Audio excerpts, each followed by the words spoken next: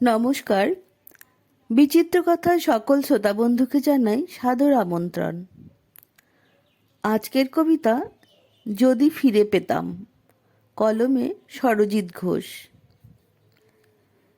বিয়ের 5 মাসের মাথায় বাড়িতে এসে মাকে বললাম, আমি আর সংসার করব না, আজ থেকে এ বাড়িতেই থাকবো। মা শুনে বলল, অসুবিধা কি আছে আর, তোর বাবার এত বড় বাড়ি এমনিতেই তো পড়ে আছে, তা এসেছিস যখন সব জিনিসপত্র গুছিয়ে এনেছিস তো? আমি বললাম, না, কিছুই তো আনিনি। সে কি, এভাবে কেউ খালি হাতে আসে? তা এসেছিস যে জামাই জানে? আমি না বলেই এসেছি। জামাইকে বলে আসবি তো, শাশুড়ি মানুষটা খারাপ জানি, জামাই তো ভালো। ওকে না বলে চলে আসাটা ঠিক হয়নি তোর। তুই ফিরে যা, বরং জিনিসপত্র সব গুছিয়ে নিয়ে চলে আয়, সেই সঙ্গে জামাইকেও নিয়ে চলে আয়।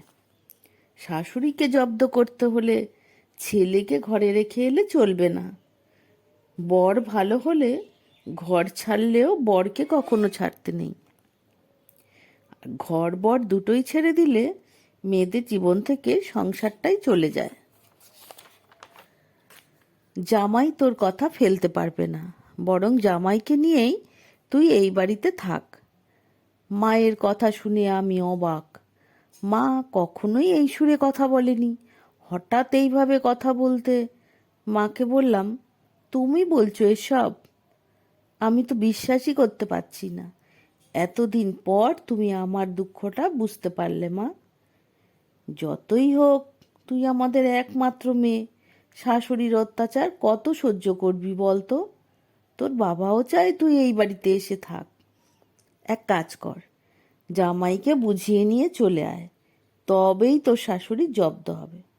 ঠিক বলেছ, কিন্তু তোমার জামাই মনে হয় রাজি হবে না। সব হবে, কায়দা করে বলবি, দেখবি বরফ গলে জল হয়ে গেছে। মায়ের কথা শুনে আমি সেদিন শ্বশুরবাড়িতে ফিরে এলাম। বুঝলাম মা যে বুদ্ধিটা দিয়েছে ওটাই প্রয়োগ করতে হবে। জীবনে কি চেয়েছিলাম আর কি হয়ে গেল সেটাই তখন ভাবছিলাম। আমার বিয়ের জন্য যখন দেখাশোনা শুরু করলো আমার বাবা, আমি তখন মাকে বলেছিলাম, আমি বিয়ে করব না মা, ব্যাচেলার থাকবো। আমার মা এমন কথা শুনে মা তো হেসে লুটোপুটি।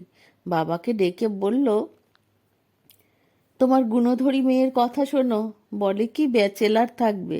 আরে পাগলি মেয়ে, মেয়েরা কখনো ব্যাচেলার থাকে না, ছেলেরা বিয়ে না করলে তাদের ব্যাচেলার বলে। এদিকে বাবাও হাসছে। বুঝলাম ব্যাচেলার শব্দটা মেয়েদের জন্য নয়।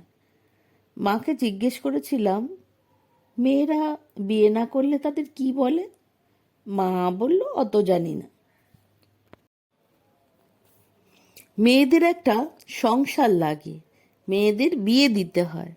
বাবা বুঝিয়ে বলল, শোন মা, বড় হয়েছিস, এবার তো বিয়ের কথা ভাবতে হবে। তোর নিজের একটা সংসার হবে, তোর নিজের একটা ঘর হবে। বাবাকে বললাম, নিজের ঘর তো এটাই, বিয়ের পর কি ওখানে নিজের মতো করে থাকতে পারবো? মেয়েরা সব পারে মা, পরকে আপন করার ক্ষমতা আছে মেয়েদের। যদি না পারি, আমার মনের মতো না হলে আমি কিন্তু চলে আসবো আবার, তখন আমাকে জোর করে পাঠাতে পারবে না। বাবা শুনে বলেছিল, বেশ তো, তোর জন্য এই বাড়ির দরজা মুক্ত রইল। বাবা মায়ের কথা শুনে বুঝেছিলাম মেয়েদের বড় হলে তার বিয়ে দিতে হয়, তার একটা সংসার করে দিতে হয়। আমার ইচ্ছা ছিল না বিয়ে করে সংসারী হতে। নিজের বাড়ি ছেড়ে দিয়ে অন্যের বাড়িতে গিয়ে থাকা, অন্যের বাবা মাকে বাবা মা বলে ডাকা, কেমন যেন একটা বাধ্য জীবন। আমি এমনিতেই বাবা মায়ের আদুরে মেয়ে, তার উপর স্বাধীন থাকতে ভালোবাসি। আমার উপর কেউ নজরদারি করবে, কারোর হুকুমে চলতে হবে, এটা ভাবলেই যেন কেমন লাগতো। তারপরেও আমার কপালে বিয়েটা লেখা ছিল, না হলে বিয়েটা হয়? অথচ বিয়ের আগে মা বাবাকে আমি বুঝিয়েও পারিনি। অতগুলো দিন পরেও মা বাবা যে আমার সমস্যাগুলো বুঝে গিয়েছিল, এটাই অনেক। যাই হোক, মায়ের কথা মতো শ্বশুরবাড়িতে ফিরেই শাশুড়ির সাথে তুমুল ঝগড়া করলাম সেদিন। ঝগড়া করতে কোনো কারণ লাগে না, কোনো একটা ছুতো পেলেই হলো। বর অফিস থেকে ফিরতেই যা ঘটল তার থেকে একটু বাড়িয়েই বললাম। বলতে বলতে কেঁদেও ফেললাম। ও শুনে তখন চুপ করে আছে। বললাম, এ বাড়িতে তোমার মায়ের সাথে ঝগড়া করে কিছুতেই থাকতে পারবো না। ও শুনে বলল, তাহলে উপায়? উপায় আর কি, আমি ভেবেছি আমি আর তুমি আমার বাবার বাড়িতে গিয়ে থাকবো, আর ওখান থেকে তোমার অফিস যেতেও সুবিধা হবে। আমার কথা শুনে বর বলল, ঠিকই বলেছ, এত অশান্তির মধ্যে থাকা যায় নাকি? অফিস থেকে ফিরে সেই রোজ রোজ অশান্তি, এ বাড়িতে থাকলে অশান্তি আরও বাড়বে। তুমি ঠিক ডিসিশন নিয়েছো, আমি তোমার সাথে গিয়ে ওখানেই থাকবো। অশান্তির চেয়ে শান্তি ভালো। বুঝলাম ছেলেও মাকে চিনে নিয়েছে। শাশুড়ির সাথে ঝগড়াঝাটি করে পরের দিন বেরিয়ে এলাম। দেখলাম শাশুড়ি বেশ খুশিতেই আছে। নিজের ছেলেও যে বাড়ি থেকে বেরিয়ে যাচ্ছে কোনো আক্ষেপ নেই মনে। মনে মনে ভাবছিলাম, মা তো নাকি পাষাণ।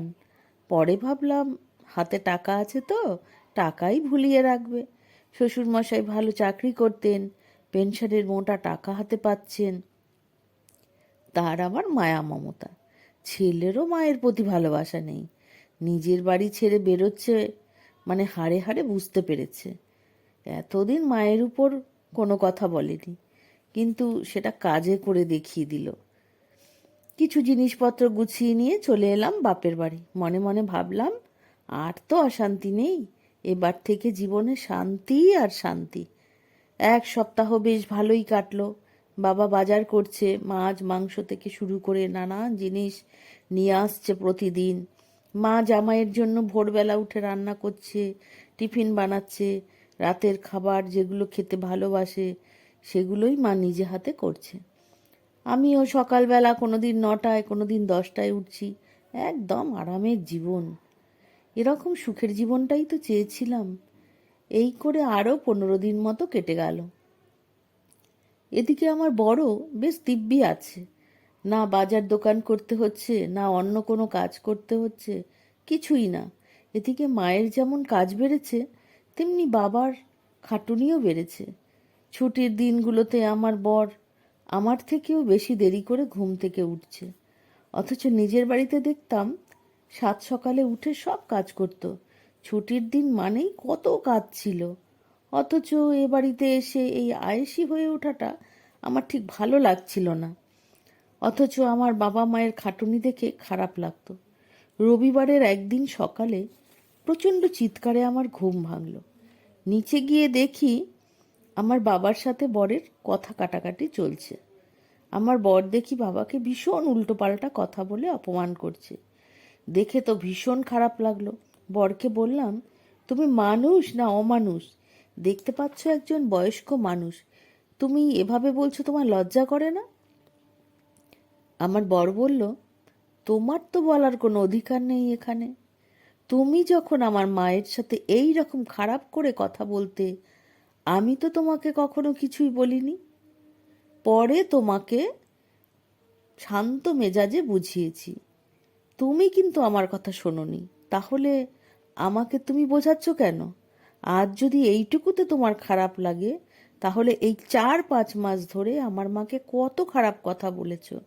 ভাবো তাহলে আমার কতটা খারাপ লেগেছে।